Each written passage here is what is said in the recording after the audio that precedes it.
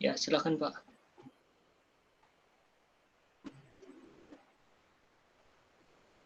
Assalamualaikum warahmatullahi wabarakatuh. Selamat malam, Waalaikumsalam warahmatullahi wabarakatuh. dan Bapak.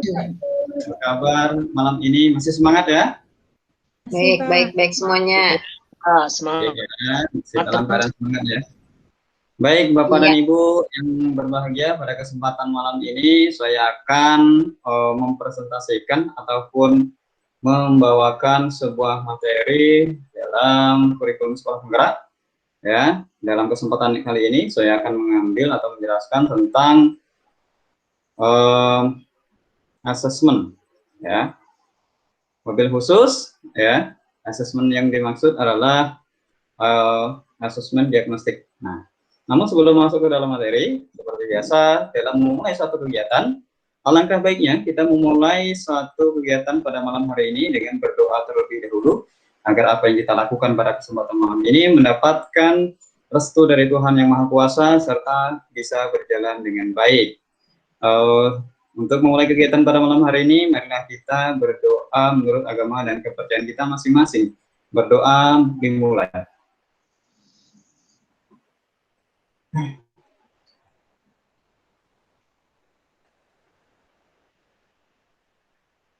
Berdoa selesai. Baik Bapak Ibu yang berbahagia, pada kesempatan malam ini saya sangat berterima kasih sekali kepada Bapak dan Ibu sekalian yang sudah berkenan meluangkan waktunya pada malam hari ini, karena meskipun dalam kondisi yang mungkin lelah melakukan aktivitas seharian, masih bisa mengikuti kegiatan kita pada malam hari ini. Oke, Ibu-ibu, ini sangat luar biasa. Bu Dwi, mungkin sudah keluarga. Pak Dedi, gimana? Sudah keluarga Pak Dedi? Belum Pak, masih lajang. Oh, belum. Masih lajang ya. Ya, sambil bisa lilik-lilik itu Pak Dedi kanan kirinya ya. Siap. Oke, sebentar. Materi akan saya tampilkan ya untuk kesempatan malam hari ini. Oke, mungkin di layar kaca Bapak Ibu sudah tampil? Ada Pak. Sudah tampil Pak. Oke, tampil ya. Baik, nah. Ya, di Zoom lagi Pak. Bapak Ibu yang berbahagia, sebentar ya Bu ya.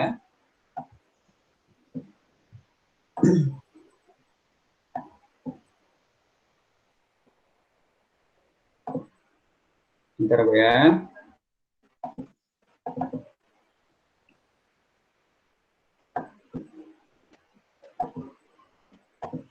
Baik, ada tujuan daripada kegiatan kita pada malam hari ini. Namun sebelum saya bacakan apa sih sebenarnya tujuan daripada pelaksanaan kegiatan ini, saya ingin mengambil kesepakatan ya dengan Bapak dan Ibu semuanya berkenaan dengan kegiatan pada malam hari ini.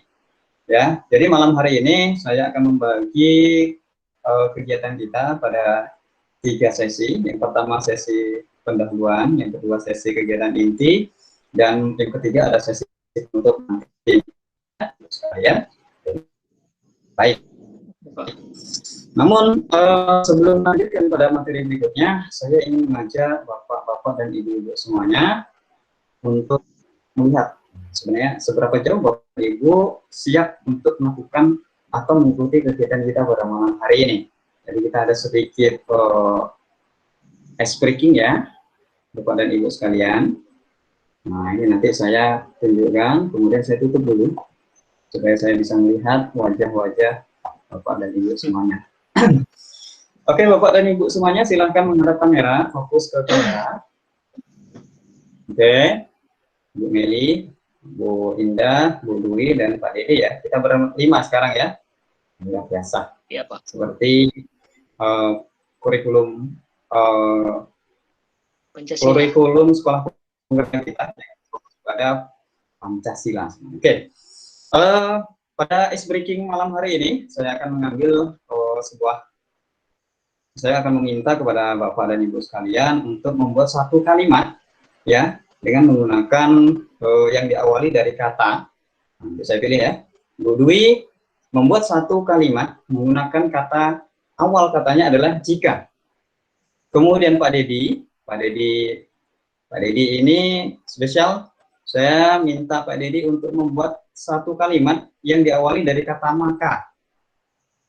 Kemudian Bu Heni juga membuat satu kalimat ya diawali dengan kata jika. Ya, dan Bu Meli membuat satu kalimat yang diawali dari kata maka. Ya.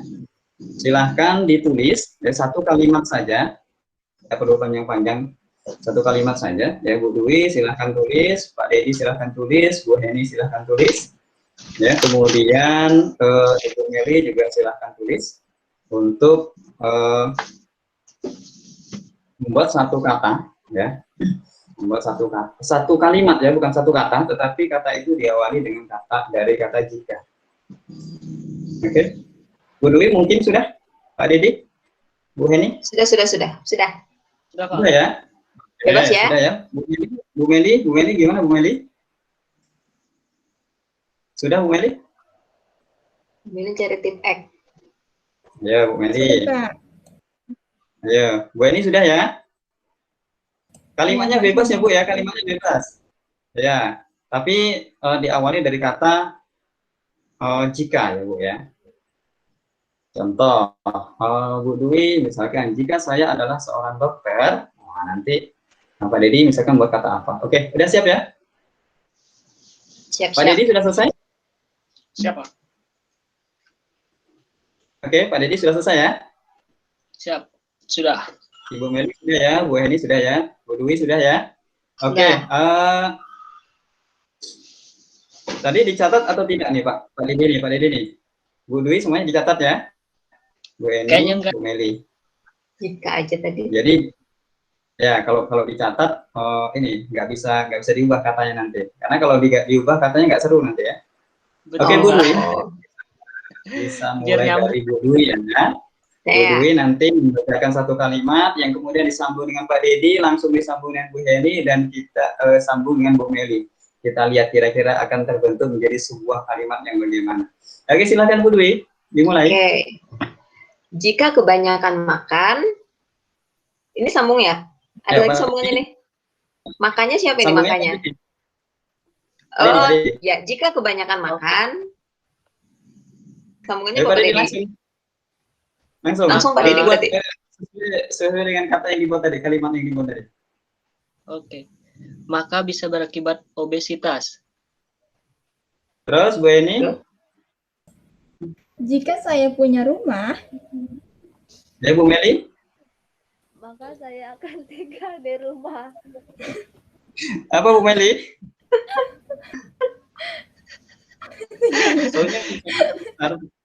Tahu sendiri Bu Meli. Bu Meli. Malam ini Bu Meli, suaranya dikeluarkan dengan lebih keras ya Bu Meli. Jangan di-mute ya. Apa Pak? Apa Bu?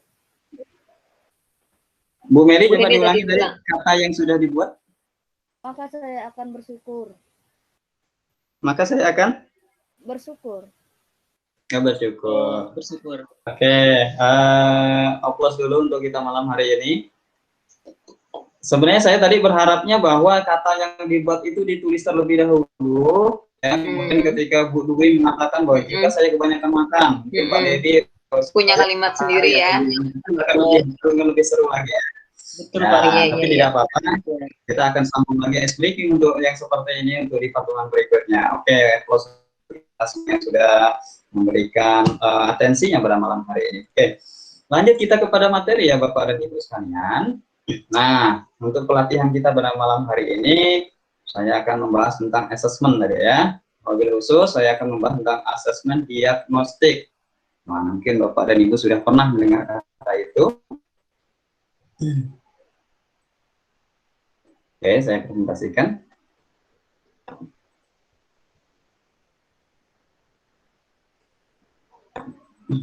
Sebelum kita membahas lebih jauh, ya, Bapak dan Ibu sekalian, saya akan menyampaikan terlebih dahulu tentang sebenarnya apa sih tujuan dari kegiatan kita pada malam hari ini. Nah, setelah melakukan setelah mengikuti kegiatan ini, maka diharapkan ya Bapak dan Ibu itu bisa mengetahui tujuan dan jenis-jenis asesmen diagnostik.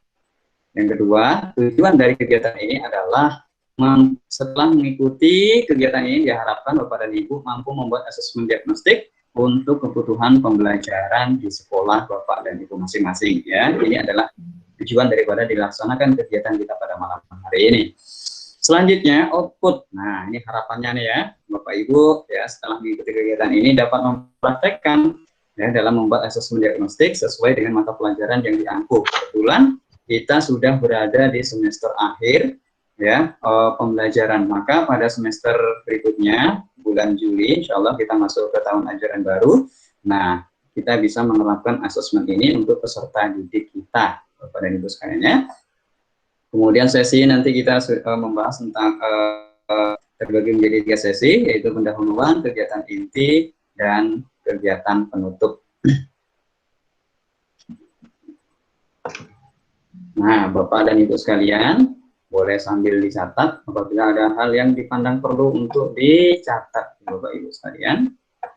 Mengingat bahwa keterbatasan memori kita ya untuk mengingat.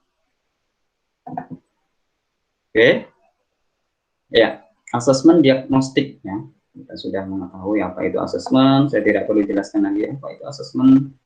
Ya, saya akan membahas tentang tujuan daripada asesmen diagnostik itu sendiri. Jadi apa sih sebenarnya tujuan daripada asesmen diagnostik ya? Secara umum, sesuai namanya, asesmen diagnostik bertujuan untuk mendiagnosis kemampuan dasar siswa dan mengetahui kondisi awal siswa. Nah, jadi kita sebelum melakukan sesuatu kita harus tahu target si kita, sasaran kita itu bagaimana. Nah, dengan cara asesmen diagnostik ini sendiri, kita bisa mengetahui keadaan siswa kita. Asesmen diagnostik terbagi menjadi asesmen diagnostik non-kognitif dan asesmen diagnosis kognitif ya. Tujuannya juga berbeda-beda. Nah, tujuan asesmen diagnostik ya, yang untuk non-kognitif itu adalah tujuannya adalah untuk mengetahui kesejahteraan psikologi dan sosial emosi siswa. Jadi kita bisa melihat sebenarnya siswa ini yang A bagaimana, siswa B bagaimana, siswa C bagaimana. Nah, karena kenapa? Siswa kita dalam satu ruang lingkup sekolah atau ruang lingkup kelas pasti memiliki emosional yang berbeda-beda. Selanjutnya, yang kedua adalah tujuannya untuk mengetahui aktivitas selama belajar di rumah. Nah, jadi kita karena sekarang sistem pembelajaran masih PJJ, kita tahu selama belajar di rumah ini berapa lama waktu. Nah, kemudian waktu paling disukai untuk belajar di rumah itu jam apa? Nah, berapa? Ya. Selanjutnya yang ketiga adalah untuk mengetahui kondisi keluarga siswa. Ini juga penting. Kenapa? Kadang-kadang siswa masih itu ada juga siswa sekali. Ya, jadi kita harus mengetahui kondisi keluarganya. Bagaimana kondisi keluarganya? Menarik sebuah kesimpulan terhadap siswa. Yang keempat, yaitu untuk mengetahui latar belakang siswa. Nah, kadang-kadang kita melihat anak-anak siswa kita ada yang super aktif, ya, bahkan memasuki masa kerja, banyak hal-hal yang mereka akan coba seperti merokok mungkin ya dan sebagainya. Jadi kita harus mengetahui latar belakang pergaulan siswa kita. Jadi kenakalan anak-anak kita, kenakalan remaja kita itu dipengaruhi oleh pergaulannya. Kita harus mengetahui keadaan siswa, pergaulannya dengan siapa saja. Kemudian yang kelima adalah untuk mengetahui gaya belajar, karakter serta minat belajar siswa. Nah, jadi kita dari ini kita bisa mengetahui, oh ternyata si A sukanya belajarnya secara diskusi. Si B sukanya belajarnya di ruang kelas atau tidak di dalam kelas. Ada yang suka belajar langsung praktek. Nah, jadi bisa mengetahui keadaan siswa satu persatu sehingga kita bisa mengambil sebuah kesimpulan dan kita kelompokkan mereka berdasarkan dengan minat dan bakatnya masing-masing. Kemudian yang selanjutnya tujuan daripada asesmen diagnostik yang sifatnya adalah kognitif, ya. Yaitu yang pertama mengidentifikasi capaian kompetensi siswa, ini berkenaan dengan pengetahuan. Kemudian menyesuaikan pembelajaran di kelas dengan kompetensi rata-rata siswa. Jadi setelah tadi diidentifikasi, kita kelompokkan, ya, sehingga kita bisa membagi, oh ternyata anak si A, ya, si A, si B, si C. Misalkan dalam satu kelas ada 30 orang anak, kita kelompokkan dengan rata-rata komponen. Kemudian tidak dalam kelas 3 tambah di bawah rata-rata. Ini merupakan salah satu tindak lanjut daripada setelah kita mengetahui bagaimana keadaan siswa kita. Selanjutnya,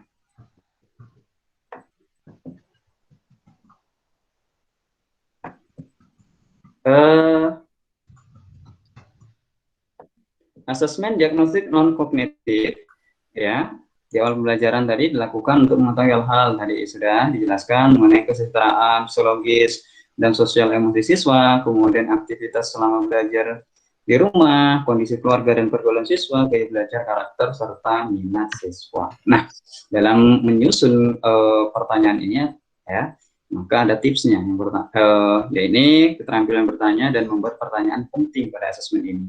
Maka dilakukan tahapan pelaksanaan asesmen diagnostik ini dibagi menjadi 3, yaitu persiapan, pelaksanaan, dan tindak lanjut. Ya, jangan sampai kita melakukan sesuatu itu tanpa arah dan tujuan, ya, yang jelas dan terukur. Nah, ini contoh ya, asesmen diagnostik non kognitif. Contoh di persiapan, ya, siapkan itu berupa gambar-gambar yang mewakili emosi. Nah, bisa menggunakan emot-emot yang sekarang bisa Bapak Ibu lihat mungkin di WA, ya, kemudian di Facebook dan lain sebagainya. Siapkan pertanyaan panduan seperti berikut. Apa yang sedang kamu rasakan saat ini? Bagaimana perasaanmu saat belajar di rumah? Nah, ini bisa menggali informasi dengan pertanyaan-pertanyaan yang ringan, karena ini kognitif. Kemudian buat daftar pertanyaan kunci mengenai aktivitas siswa. Siapkan pertanyaan kunci seperti, ya, apa saja kegiatanmu bersama belajar di rumah? Apa hal yang paling menyenangkan dan tidak menyenangkan, ya, belajar di rumah, dan apa harapannya? Ini satu barometer, ya, untuk kita mengetahui keadaan siswa kita. Selanjutnya, diagnostik non kognitif, ini contoh pelaksanaan kegiatannya, ya, bisa dengan meminta siswa mengekspresikan perasaannya selama belajar di rumah, serta menjelaskan aktivitasnya seperti bercerita, menulis, atau menggambar. Ini bisa kita lakukan. Nah, kemudian asesmen diagnostik non kognitif, ya, dari segi strategi tanya jawab, ya, pastikan pertanyaan jelas dan mudah dipahami. Menyertakan acuan atau stimulus informasi yang dapat membantu siswa menemukan jawabannya, serta memberikan waktu berpikir kepada siswa sebelum menjawab pertanyaan. Nah, saat menjawab pertanyaan, saat siswa menjawab pertanyaan, berikan penguatan, berikan semangat aja, benar. Jangan menjatuhkan mental anak-anak kita. Meskipun salah, tapi anggap saja bahwa jawaban itu adalah benar, meskipun kurang tepat. Kemudian berikan pertanyaan lanjutan untuk menggali lebih tajam, ya. Kemudian memberikan fokus jika jawaban mulai menyimpang. Selanjutnya, saat siswa balik bertanya, maka kita berkewajiban untuk langsung menjawab pertanyaan siswa, supaya apa? Siswa merasa dihargai. Nah, kemudian membantu siswa untuk dapat menjawab pertanyaannya sendiri. Dan saat siswa menjawab pertanyaan, mencoba mengarahkan kembali pertanyaan, memfrasekan pertanyaan agar lebih mudah dipahami, serta menunggu beberapa saat. Nah, kita harus sabar sebagai seorang guru, jangan terburu-buru. Berikan kesempatan mereka untuk berpikir. Ini merupakan strategi, ya, dalam asesmen diagnostik non kognitif dari segi tanya jawab, ya. Nah, asesmen diagnostik non kognitif tindak lanjut. Jadi ada pelaksanaan, persiapan, pelaksanaan, dan tindak lanjutnya. Nah, tindak lanjutnya bagaimana? Pertama adalah identifikasi siswa dengan ekspresi emosi negatif dan ajak berdiskusi 4 mata. Nah, ya, apabila ada siswa yang memang kurang memiliki kompetensinya kurang nih, ya, maka ajak berdiskusi 4 mata. Kemudian yang kedua, menentukan tindak lanjut dan mengkomunikasikan dengan siswa serta orang tua bila diperlukan. Jadi kita setelah mengetahui siswa ini diajak diskusi, maka ajak orang tua bagaimana cara mengatasi siswa kita. Nah, yang ketiga adalah ulangi pelaksanaan asesmen non kognitif pada awal pembelajaran. Ulang lagi, ya. Baik, dari penjelasan ini, mungkin Bapak Ibu ada pertanyaan? Silakan, saya persilahkan. Sebelum kita masuk ke asesmen diagnostik kognitif, ya. Oh, ini masih non kognitif ya Pak, berarti ya Pak? Iya, betul, non kognitif. Oh, iya. Ya, saya baru tahu ternyata untuk kalau sebelum memulai pelajaran memang ada asesmennya ya. Iya Bu. Jadi kita sebelum iya. pembelajaran, menentukan suatu tujuan pembelajaran, kita asesmen dulu. Jadi kita bisa menentukan bagaimana tujuan kita. Jadi tujuan pembelajaran yang kita lakukan itu bisa terukur dan terarah. Oh iya. Nah, jadi kita siap. Karena dalam pendidikan kurikulum berbasis bukan berbasis ya, kurikulum sekolah penggerak ini kita lebih berpusat pada peserta didik. Nah, jadi kita harus mengikuti apa keinginan mereka, apa kemauan mereka, dan apa yang mereka sukai. Ya, jadi pembelajaran itu benar-benar bisa tercapai. Bisa dipahami Bu ya? Bisa. Oke, lanjut yang kedua, yaitu asesmen diagnostik kognitif. Nah, kalau kita tadi asesmen diagnostik non kognitif lebih kepada perasaan minat siswa, maka untuk yang asesmen diagnostik kognitif bertujuan mendiagnosis kemampuan dasar siswa dalam topik sebuah mata pelajaran. Nah, asesmen diagnostik kognitif dapat dilaksanakan secara rutin yang disebut dengan asesmen diagnostik kognitif berkala pada awal pembelajaran, akhir setelah guru selesai menjelaskan dan membahas topik dan waktu lain.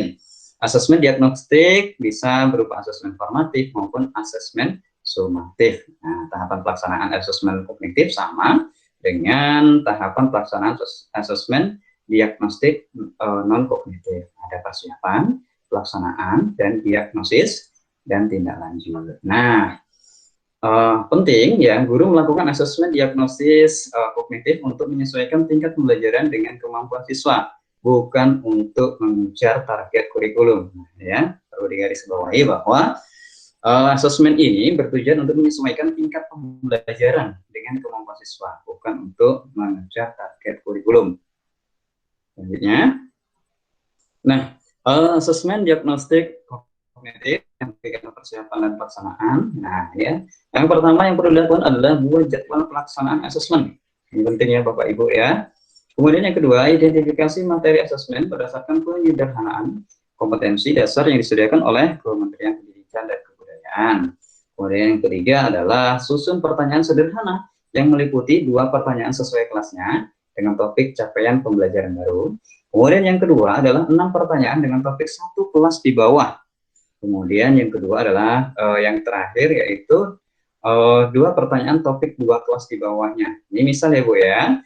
Sekarang kita masuk mengajar materi tentang kebinekaan ataupun keberagaman di kelas 9. Maka kita akan membuat 2 pertanyaan ya di kelas 9 sesuai dengan topik yang akan kita bahas. Misalkan sebutkan pengertian keberagaman. Nah, kemudian yang kedua misalkan apa saja keberagaman yang ada di wilayahmu, misalkan seperti itu. Kemudian yang kedua, 6 pertanyaan dengan topik 1 kelas di bawahnya, berarti kita membuat 6 pertanyaan ya di kelas 8 ya Bu ya. Kalau kita masuk ke materi kelas 9, maka kita masuk pertanyaan dengan topik 1 kelas di bawahnya, yaitu 6 pertanyaan di kelas 8 dan 2 pertanyaan dengan topik 2 kelas di bawahnya, berarti di kelas 7 dengan tema yang sama Bu ya, tentang keberagaman, ya mungkin kebudayaan dan sebagainya yang bisa sebagai rujukan. Nah, kira-kira pengetahuan mereka tentang tentang materi pembelajaran ini bagaimana? Nah, ini untuk menentukan kelas ya. Artinya, siswa yang A ini paham sepenuhnya ya. Kemudian siswa B paham sebagian, siswa C tidak paham sama sekali. Nah, kita bisa mengelompokkan siswa ke dalam seperti kelompok seperti itu. Nah, selanjutnya berikan asesmen untuk semua siswa di kelas, baik yang belajar tatap muka di sekolah maupun yang belajar di rumah. Jadi semuanya diberikan asesmen, ya, baik yang belajar di sekolah maupun di rumah. Oke, selanjutnya ini tadi adalah persiapan dan pelaksanaan. Kemudian yang selanjutnya adalah asesmen diagnostik kognitif, ya, contoh kegiatan tindak lanjut. Nah, yang pertama adalah lakukan pengolahan hasil asesmen. Jadi setelah siswa di asesmen tadi menjawab semua pertanyaan, ya, baik itu yang pada saat sebelum pembelajaran atau asesmen kognitif ya, diagnostik kognitif sebelum pembelajaran ya, buat penilaian dengan kategori paham utuh, paham sebagian dan tidak paham ya, kemudian hitung rata-rata kelasnya. Nah, Kemudian selanjutnya yang kedua adalah bagi siswa menjadi 3 kelompok sesuai dengan nilai rata-rata kelas akan mengikuti pembelajaran dengan ATP sesuai fasenya atau alur tujuan pembelajaran. Kemudian yang kedua, siswa dengan nilai di bawah rata-rata mengikuti pembelajaran dengan diberikan pendampingan pada kompetensi yang belum terpenuhi. Nah, misalkan yang kelas 9 ini tidak bisa nih menjawab soal yang tadi yang diberikan atau asesmen tadi yang diberikan di kelas 9. Tapi paham di kelas 8. Kita bahas dulu di kelas sebelumnya. Ataupun yang waktu kelas materi kelas 8 belum siap, belum bisa nih menjawabnya, maka kita berikan pendampingan dulu di materi kelas 8. Kemudian yang terakhir, yang ketiga, siswa dengan nilai rata-rata mengikuti pembelajaran dengan pengayaan. Ini yang di atas rata-rata ya, Bapak dan Ibu. Kemudian yang ketiga adalah lakukan pembelajaran topik ya, yang sudah diajarkan sebelum mulai topik pembelajaran baru untuk menyesuaikan pembelajaran sesuai dengan rata-rata kemampuan siswa. Kemudian selanjutnya adalah ulangi proses diagnosis ini dengan melakukan asesmen formatif ya pada saat kegiatan berlangsung ya, dengan bentuk dan strategi yang variatif, oleh dengan pertanyaan lisan ya, ataupun dengan pertanyaan tertulis ya, atau umpan balik. Misalkan ketika siswa diberikan kesempatan untuk bertanya tidak bertanya, maka kita yang harus aktif untuk memberikan pancingan soal pemantik pada mereka ya, selanjutnya sampai siswa menjaga tingkat kompetensi yang diharapkan sesuai dengan tujuan pembelajaran yang kita inginkan. Nah, penting guru menyesuaikan aktivitas dan materi belajar di kelas dengan peningkatan rata-rata semua murid di kelas. Nah, ini jadi materi kita pada malam hari ini ya. Nah, materinya sudah selesai. Bapak dan Ibu, bagi yang belum paham ya, boleh bertanya. Silakan Bapak Ibu.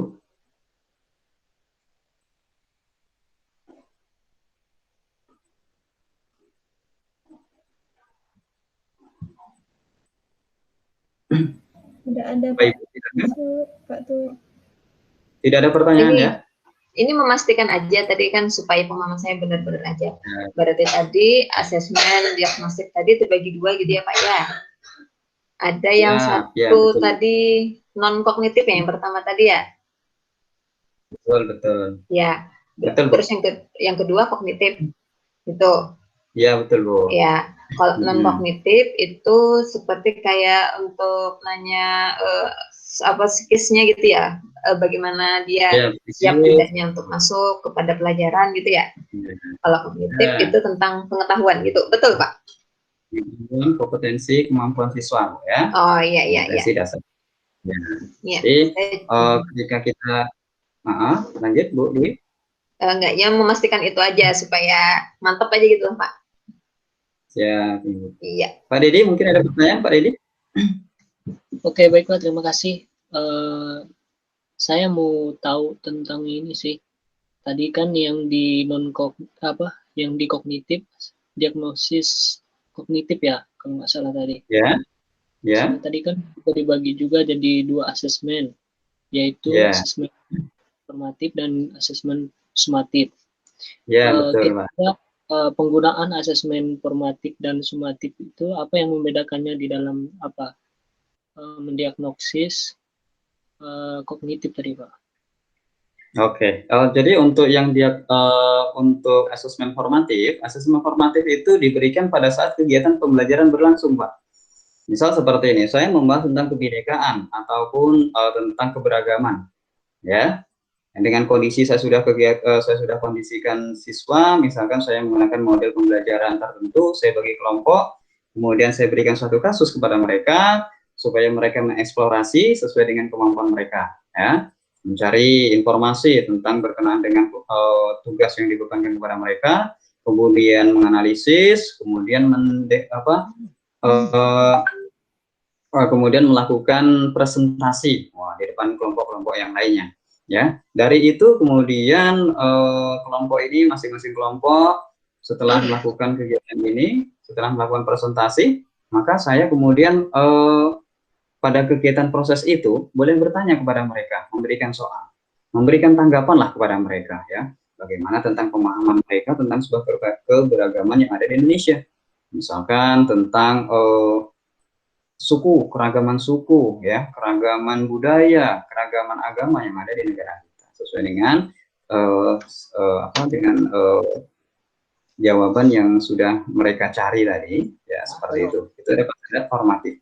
Nah, sementara untuk asesmen sumatif itu diberikan pada saat akhir pembelajaran, Pak. Nah, kalau formatif itu lebih pada proses pembelajarannya. Jadi pada saat proses pembelajaran kita berikan asesmen formatif. Nah, soal itu bisa sifatnya tertulis ataupun spontanitas, Pak. Ya, untuk yang formatif. Sementara untuk kegiatan asesmen sumatif itu diberikan setelah kegiatan pembelajaran selesai. Nah, seperti itu. Jadi sebelum ada penutup, biasanya kita ada kegiatan pembelajaran itu ada pendahuluan, kegiatan inti dan penutup. Maka di sebelum kegiatan penutup itu kita berikan pertanyaan atau asesmen kepada anak-anak kita. Jadi pemahaman mereka tentang keberagaman itu secara universal bagaimana? Seperti itu. Oke. Berarti sumatif itu semacam evaluasi di akhir pembelajaran ya, Pak? Ya, di akhir pembelajaran. Nah, ini sebagai suatu strategi juga. Kira-kira pemahaman mereka terhadap mata pelajaran atau pembelajaran pada hari ini bagaimana, penguasaan materinya. Agar kita bisa menentukan tujuan pembelajaran di materi berikutnya, apa yang harus kita lakukan setelah pembelajaran. Seperti itu. Baik, Pak. Terima kasih, Pak ya. Ya, Bu Heni, mungkin Bu Meli, paham? Paham, Pak. Paham ya? Baik. Nah, jadi Bapak dan Ibu, materi yang saya sampaikan berkenaan dengan asesmen diagnostik ini mudah-mudahan bisa dipahami, kemudian kita menjabarkan nanti pada saat masuk ke pembelajaran baru ya, Bapak dan Ibu sekalian, agar kita bisa membuat tujuan pembelajaran yang lebih terarah, kemudian kita juga bisa menyusun capaian pembelajaran yang terukur ya. Sebelum kegiatan ini tutup, saya ingin mohonkan ke Bu Heni nih. Bu Heni nih, kayaknya Bu Heni ini jenius sekali. Tidak ada pertanyaan, tidak ada. Mungkin bisa mendeskripsikan tentang apa yang Ibu pahami dari materi yang sudah saya sampaikan pada malam hari ini, Bu. Silakan Bu Heni.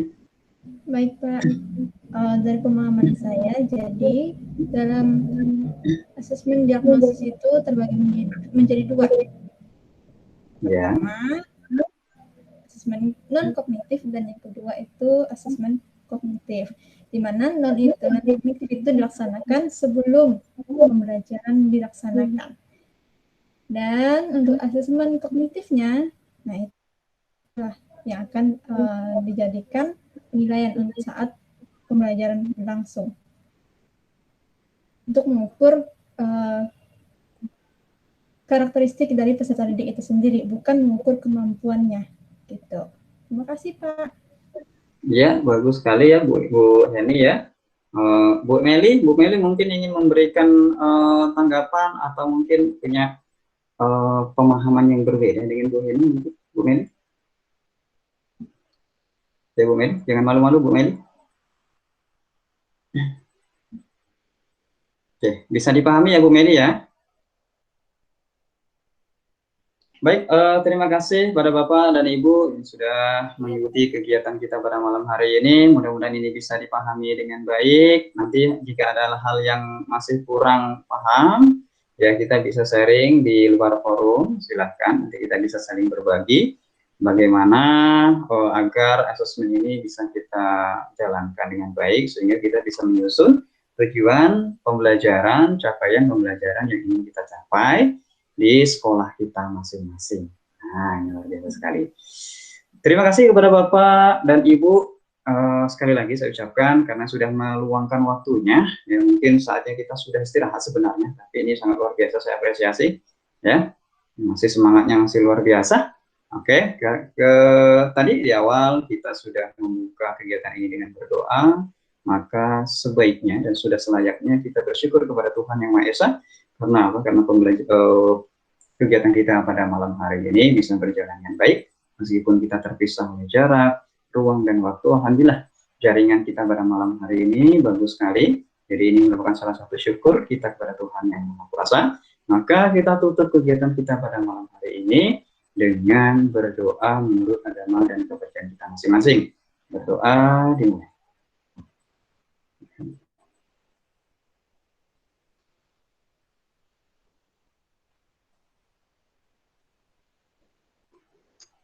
Berdoa selesai. Terima kasih kepada Bapak dan Ibu. Saya ucapkan mudah-mudahan nanti bisa beristirahat dengan nyaman, dengan lebih fresh lagi ya besok di akhir pekan, ya, untuk bisa merelaksasikan tubuh-tubuh kita yang mungkin tegang, ya, kemudian sibuk seharian sepanjang hari. Terima kasih. Saya tutup. Akhirul kalam, wabillahi taufiq wal hidayah. Assalamualaikum warahmatullahi wabarakatuh. Selamat malam dan salam sejahtera. Waalaikumsalam warahmatullahi wabarakatuh. Terima kasih Pak. Sama. Terima kasih Pak Tur. Ya.